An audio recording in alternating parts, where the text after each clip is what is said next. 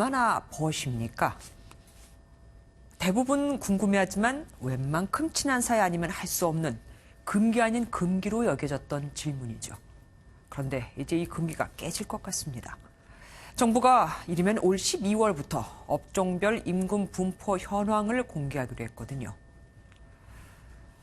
기업의 규모와 업종을 구분해 노동자의 성별과 나이, 학력, 근속 연수 등등 기준에 따라 임금의 평균값과 중간값 등을 공표하는 겁니다. 지난해 6월 기준으로 1인 이상 사업체 정규직의 시간당 평균 임금은 비정규직의 1.5배였고 300인 이상 사업체 정규직 임금은 300인 미만 중소기업의 1.8배.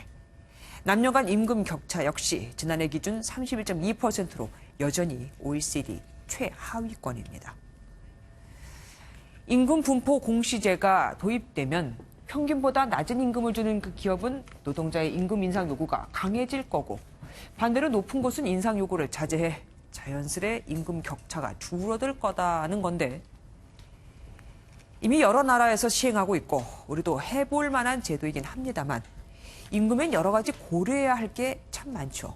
그중 하나가 노동 생산성. 노동자 한 명이 같은 업종에서 같은 시간 일을 해도 그 효과가 얼마나 나타나는지는 다를 수 있다는 겁니다. 책상에 오래 앉아 있다고 다 공부를 했다고 할 수 없는 것과 마찬가지로요.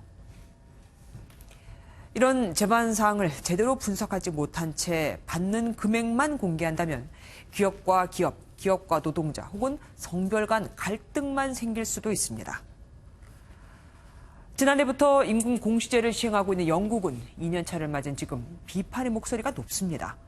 자료 제출을 기업의 재량에 맡기다 보니 제출을 미루거나 엉터리 보고서를 제출해도 제대로 처벌하지 않는 등 제도적인 허점이 드러났기 때문입니다. 우리도 제도를 제대로 꼼꼼하게 설계하지 못한다면 원래의 좋은 취지와는 반대로 사회 갈등만 유발하는 역효과를 낼 수 있습니다. 좋은 취지의 제도라면 좋은 결과가 나와야겠죠. 지금부터라도 보다 꼼꼼히 준비해 주기를 바랍니다. 뉴스 초점이었습니다.